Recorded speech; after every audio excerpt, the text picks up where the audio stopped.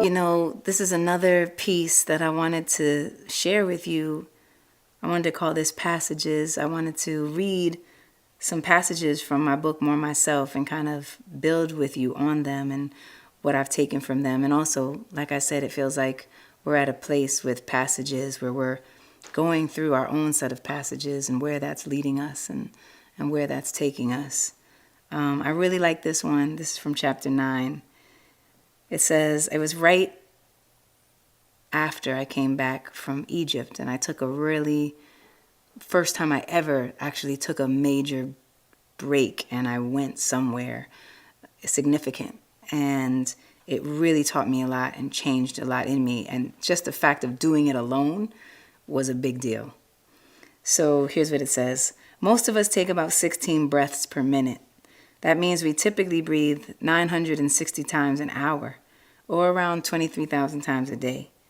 During my 2 glorious weeks of silence, I had more than 322,000 opportunities to breathe my way into a new existence.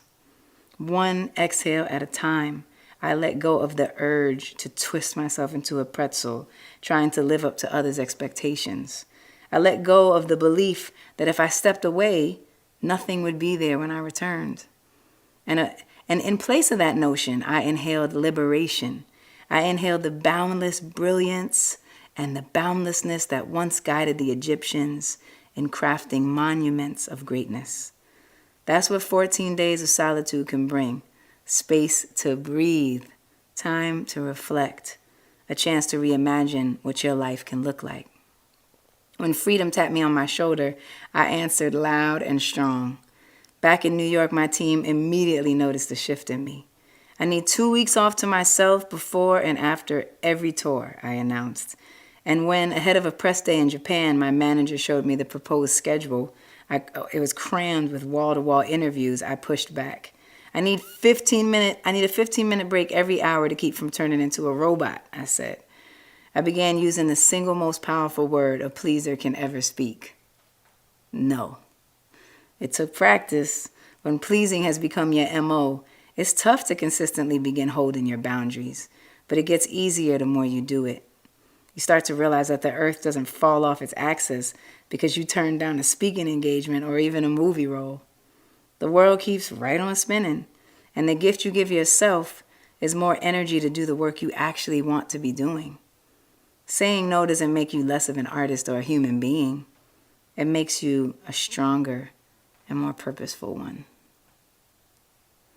So I really like this, and I really wanted to recall this, especially during this time when so many of us have this moment to take, to think, to reflect, to decide, what is it that we want to start to implement in our lives? What have we been missing? What boundaries do we need to put in place? What changes do we need to make, and how do we find the bravery to actually continue doing it and continuing honoring ourselves? For me, that still remains really, really hard, even right now, being home with the kids and helping with the homeschooling and helping to make sure bedtime is good and everything with the daytime and having a 5-year-old and then a 9-year-old and then a 13-year-old. And it's like all over the place, every hour it's like something going on. When will I find time to practice? When will I find time to write? When will I find time to read? When will I find time to sleep?